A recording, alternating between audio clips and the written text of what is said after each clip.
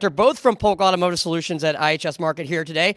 From ICE to EV, this is going to be an interesting session. They always have informative data points to take away, so if we could get your undivided attention and a big round of applause and welcome them to the stage. Let's go, Stephanie and Adam. Thank you.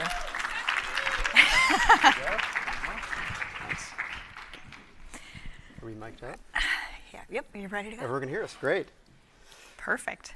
Well, John, thank you so much for the intro. It's a pleasure to be in front of everyone today and very excited to talk about this topic. But before we get started, just a quick story. So I'm watching TV this weekend with my wife, and a commercial comes on the screen. It's a Hertz commercial. You may have seen it. It's Tom Brady. He's sitting down. He's in front of a fleet of Teslas. He has to be about 100 white Teslas that he's in front of.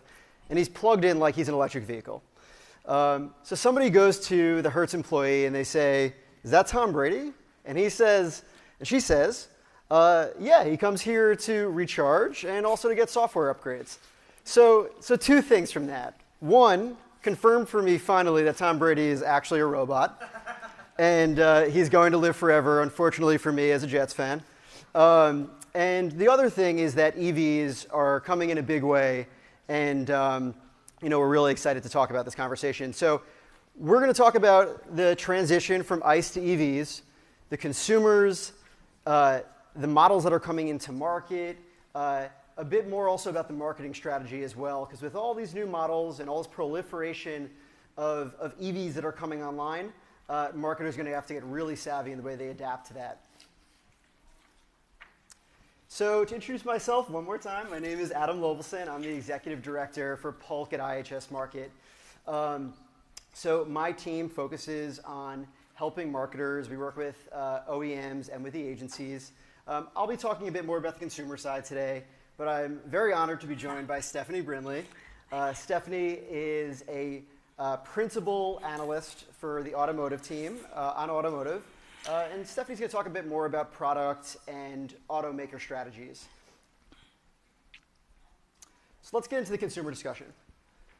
And I'm going to move her a bit. I got to use the energy. Probably no surprise, EVs are on their way. There's going to be massive EV adoption over the coming years. What does it look like today, though? And so if you look at the market right now in 2020, Tesla dominates the market. 80% of registrations sit with Tesla. Then if we think about California, 38% of registrations for EVs across the border in California alone. So between Tesla and California, you've got a pretty good view of the current EV market. But what's really interesting is if you look out 5 years into 2025, that really starts to change. Those numbers flip.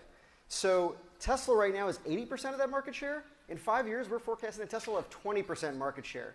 That doesn't mean that Tesla is getting smaller year over year. It's not an indictment of Tesla's success. We forecast they'll continue to grow, and they'll continue to be successful.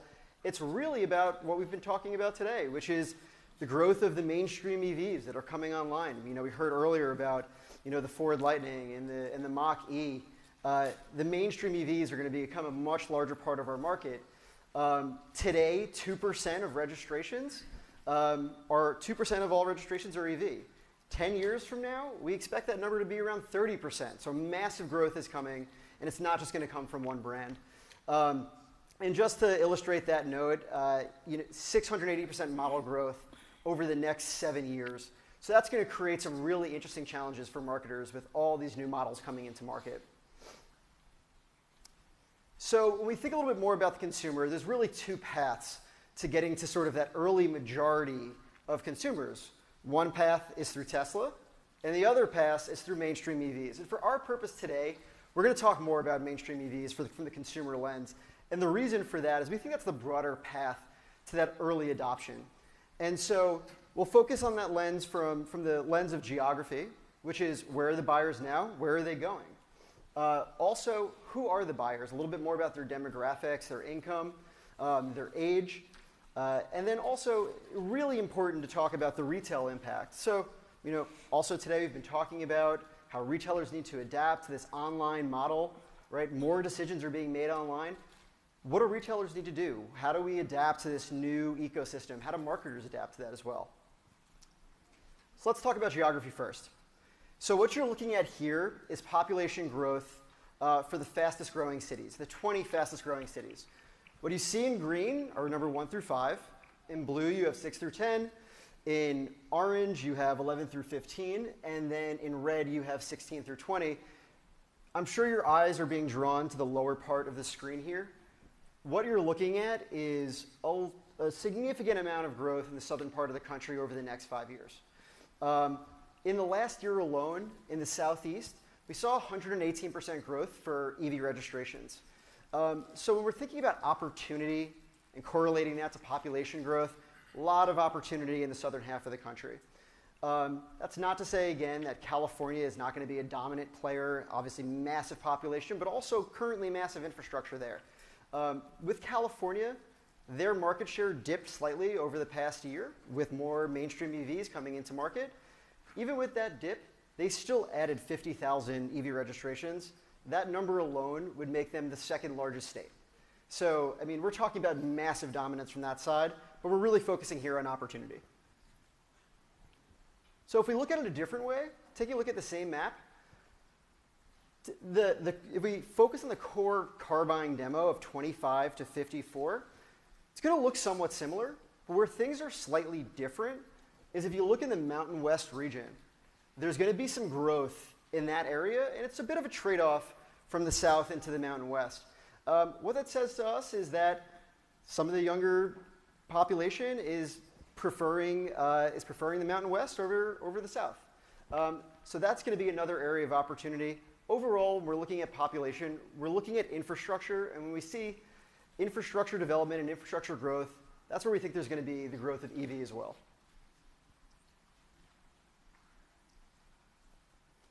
So let's talk a little bit more about the buyers.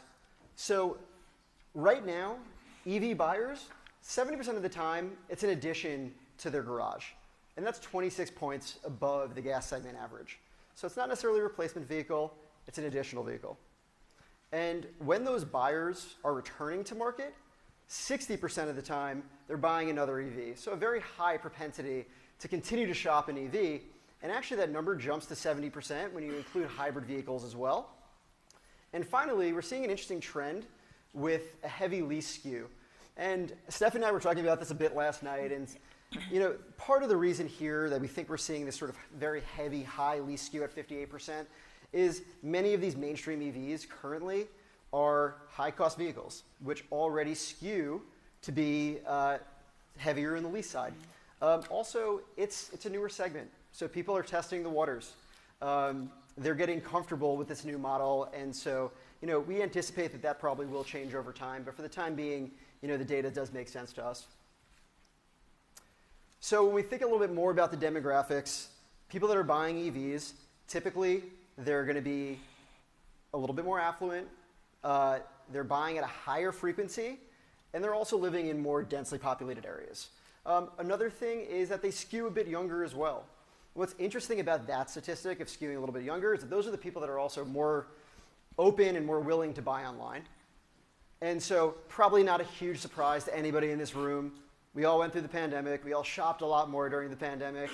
And so you're seeing some statistics that show that over the course of the pandemic, if you're looking at pre-pandemic and now, the openness to buy online almost doubled during that time. And another statistic, millennials now are 2 times more likely to buy online versus older shoppers. But even with that, these trends are going to continue to accelerate. We're moving in this direction. So the importance of having that online experience that is nimble and agile and brings people through the funnel, I think is incredibly important and will become increasingly more important. So this is what we call sort of our more of everything slide. And so what you're really looking at here is over the next 5 years, a tremendous amount of EVs are coming to market, significantly more than what we have today. That's going to represent about 20% growth over the next 5 years and just overall models that are in market. And with all these models in market, we have more customer types, right? There are more product needs, there's more overhead, more inventory. All of this creates a really interesting dynamic. It creates challenges for marketers, and marketers are going to have to be more nimble and more agile in the way that they approach their business, right? In the way that they approach going to market. So that's going to become increasingly more important. So the good news is that there's incredible sentiment right now around EVs. We're seeing 82% of respondents from a survey are saying now they're open to buying an EV. That number is interesting because if you look back in 2019, that number was 41%, so it's doubled during that time. But with that in mind, there's still going to be some roadblocks to adoption. Things like infrastructure is going to hinder regional demand. So with that in mind, I think we need to, as marketers, really consider where are we getting bang for our buck? How are we cutting through all the clutter and all the noise? And so things like geographical targeting are going to become incredibly more important. And then also taking those branding dollars and that branding message and making sure that you're also attaching data to that. It's no longer going to be, it's no longer going to be a viable option just to go run a network and to target across the board in a more general way. It's going to have to become more focused if you want to cut through the clutter. And so, finally, just more decisions are being made online. So the entire experience has to become a better online experience. The strategies are going to have to continue to get more nimble and more granular with this change. And then with that, everything needs to be measured. It's not enough to just test. You have to know what the results are, and you have to be able to do that now with an increasingly dynamic and complex environment. And on the retailing side, it's going to be very, very important that that retail experience is comfortable, it brings people through the purchase funnel, and it keeps them there, right? Because if it doesn't, people are going to defect to other. I bought a car during the pandemic, definitely a pandemic purchase, and the entire experience was done online. So I did all my testing, all the test drives. They brought it to my apartment. Not in my apartment, obviously, but brought it to my apartment, did all the testing there, did the entire process online. And I'd like to say it was fairly seamless, but I think there's actually a lot of work that we need to do. So that experience needs to continue to improve, but I think we're heading in the right direction. And so with that in mind, I'm going to kick it over to Stephanie to talk about product and automaker strategies. Yeah. Thank you. And everything. We're going to talk about a lot of different subjects here. I'm going to try and go through and keep your attention and not bore you, not take too much time for you. But I think one of the most important things is a product is still king. I mean, at the end of the day, this is going to get you from A to B. It's going to get your family where you need to go. It has to fit in your lifestyle. And that's just still where we're at with it. In that process of transition from ICE to EV, it's going to be product-led, but it is requiring investment and planning, massive amounts, and development of the charging infrastructure. In terms of the product, we have to have products that are right for a consumer. As I say, it has to fit in your lifestyle. When we look at, a few years ago, there was this whole compliance car in California, Fiat 500e, electric vehicle, little Chevrolet Spark, these little commuter cars that nobody really wanted in the first place, much less electric range of 80 miles, and it didn't really work. We need to have these products in what people are doing and where they want to live and where they want to do now, which is why just next door, in the hall next door, we are seeing so many electric vehicles in the utility vehicle space. They are jumping into the compact utility vehicle space because that's where everybody is. And this has to happen in order to make that transition work. The investment and planning side of it, automakers are spending tons of money now. We've found about $300 billion from manufacturing, its battery, it's the technology to research and development, and all of that stuff. So it is happening. A lot of similarities in the way they're coming to market and approaching this. The charging infrastructure is a huge discussion. Obviously, President Biden just signed the bill, and we're looking at $7.5 billion out of government funding for that. We think that that'll get us another maybe 400,000 charging units. We really think at IHS, we're going to need another 600,000 on top of that. So the government is going to help get us there. It's not going to get us all the way. It needs more private investment. I also point out at the end of the day, stations make money. And there's a lot of mixes in how that's going to happen. And right now we don't. And there's a lot of mixes in how that's going to happen. And right now we don't have the answers for that. But I think it's critical for making this happen. And also talking about expectations now. Again, this show is. I don't think there are any vehicles produced that are not electrified, and 90% of them are pure electric. We're in this hype cycle right now. And as we talked about, 2.8% retail total through September 2021. When you look at the retail, it's about 3%. If you look at a traditional technology adapters, we're still in the innovator stage. We really haven't been up to the early adapters. There's a lot of excitement, but there's likely to be a gap in time between going from that early adapter to the early majority. In that, as we've talked about the number of cars coming out, you're not reducing the ICEs. It's additional. So as marketers, you've got to sell both of them. And you've got to kind of get through this. And watching that change and being nimble and being able to respond and get people through that chasm will be important. Generally, just a production forecast, because it's part of what we do. So I'll throw that in here too. What we're seeing here too is we will see the U.S. start producing more electric vehicles. China is probably still going to produce more. It's a big market. They need vehicles. That's part of that.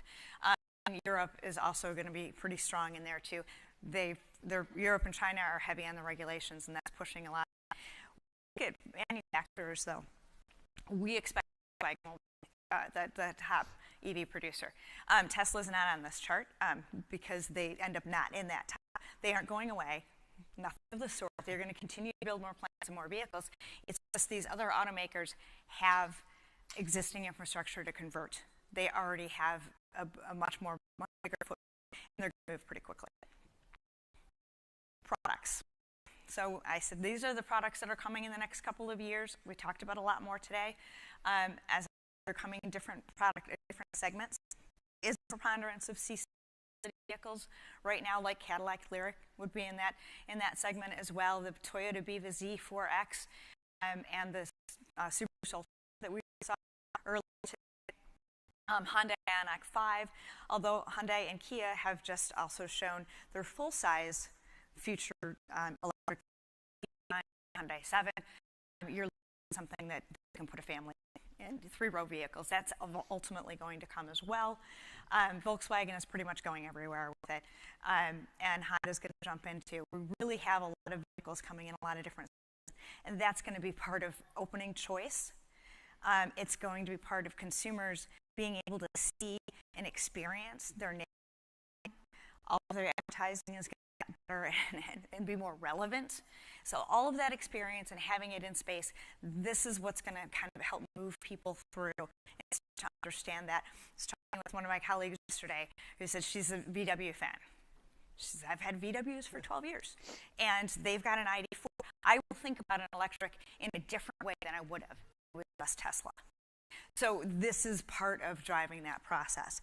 In the meantime, you still have to sell the ICE vehicles because, by the way, that's funding this. This is where your money is coming from. So we do have a very complicated time in the market. Why is this happening? It's really about carbon neutrality. That's the buzz of right now. That is driving a lot of the regulations, whether it's China or Europe or the U.S. That's really where the governments are going. Automakers and most companies around the world have added the idea of carbon neutrality and sustainability into their business models. That's the goal. The goal is not fundamentally an electric vehicle. The goal is neutrality. Electric vehicles for transportation is going to be a big part of that. And this is kind of where we're in this dilemma in that space. I think when it comes to marketing, carbon neutrality is going to be a somewhat difficult thing to get people to really understand that day when they're going to buy a vehicle. I mean, we've had hybrid vehicles for 25 years. They've gone up through September 2021, 6.5% of the market. Last year it was only about 3. 25 years. Hybrids are still only 6.5% of the market, and they don't have to change their lifestyle to do anything about it. This is going to take some time. In spite of all the good signals that we have, in spite of all the vehicles that are coming, it's going to sound fantastic growth because it's going to happen in that manner, but it's still going to take a while to get everybody really on board with it. And carbon neutrality is just a much broader encompassing concept. And I think there's going to be some stumbles in trying to get people to understand how that affects their daily life. In this process, like we've said, ICEs aren't going away anytime soon. We do think our forecast is about 34% of the US market will be electric vehicles by 2030. That's a big jump, and we're certainly getting there, but that still does mean that there's a whole lot of ICEs out there. And again, ICEs last, cars now, 12, 15 years is not that difficult to get for a car. So that's part of this transition as well. You're still going to have to support vehicles that are out there. This is where we're looking at. We do think will kind of peak and then it'll drift off, mostly because you're going to shift to more hybrids. The ICEs are not going to be ICEs by themselves. Definitely seeing this electrification happen. Bottom line, we are in a period of fundamental change. We've lots of automakers, CEOs, and different government entities kind of say, look, this is this massive change. We're on the precipice of change. And that hype cycle is not a switch. And when we're in that, this slide we were talking a little bit about suppliers and what they sort of need to do to reevaluate their businesses and try to decide where they're going to focus their talents, where they're going to focus their energy, how they're going to change, what's the right pivot. Obviously, as a company, if you're changing your business, you have to stay true to what you do and your skill set, or it's going to be much more difficult. But on the marketing side, I think this is all still relevant as well. There's a lot of things you're doing to support vehicles now, and you're going to have to start thinking about what works for IC, what's going to change for EV. What are you going to stick to? What are you going to explore? The advertising and micro targeting is going to be pretty important too. I like Adam's story about the Tom Brady commercial, and I would say that also is an example of already micro geography, because Hertz is renting Teslas in New York, but it's only one of a couple of cities immediately, so I don't see that ad in Detroit. So we already know how to do this, and we're getting into that. So it's a huge period of fundamental change. I think it's going to take a little bit longer than the hype sort of suggests, but that's kind of where we're at. And with that, thank you. And Adam and I are here for questions. Do you have any questions for us?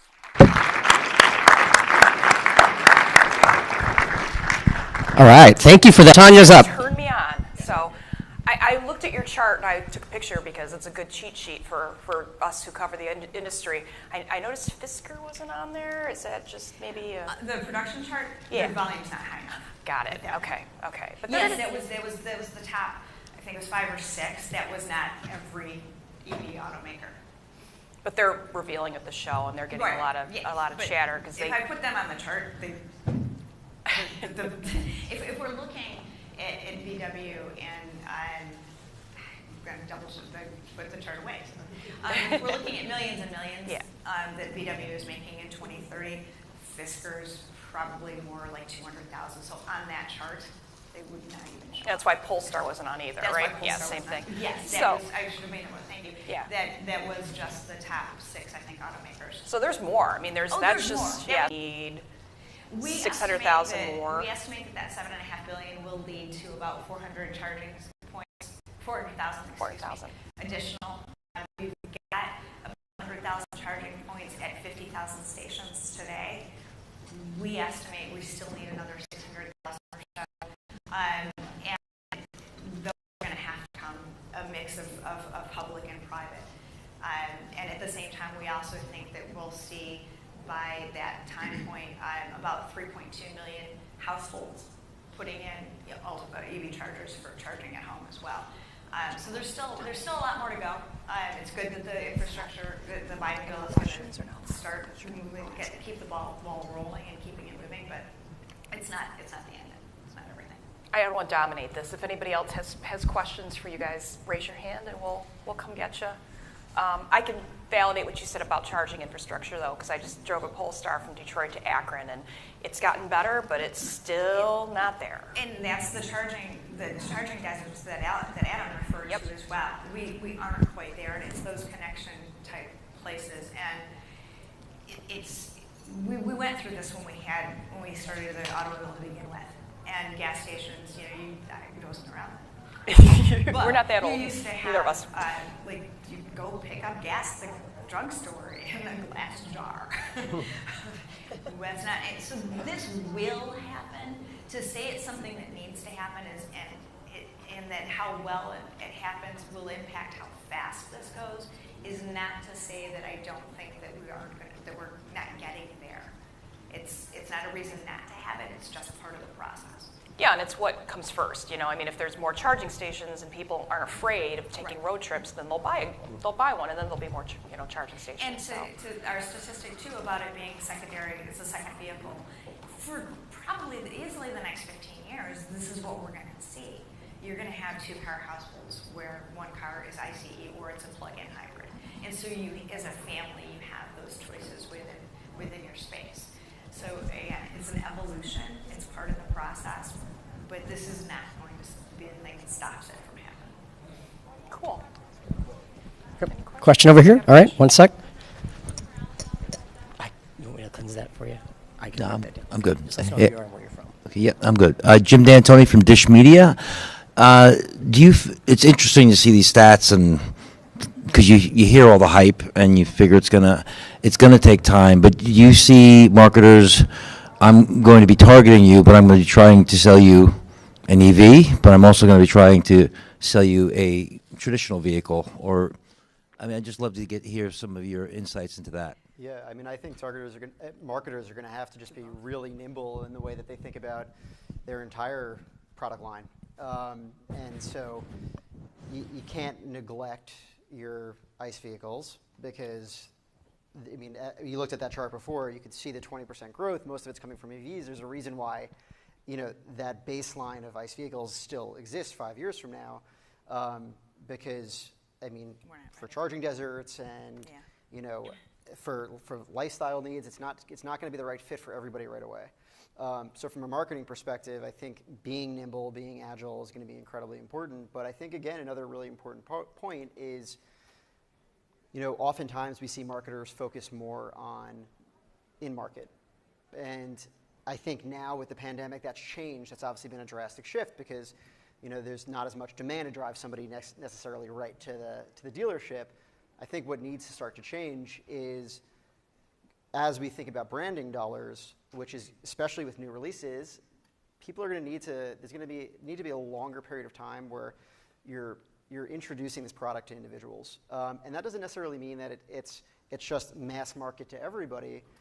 Targeting, having a data-driven strategy, I think is really important. I think that gets overlooked today, but I do think it's going to become increasingly important when you're talking about, specific features, specific regions, specific locations, specific cost points, and like referencing also some historic buying behavior. So that's going to be it's going to be a challenge for marketers, but those that are able to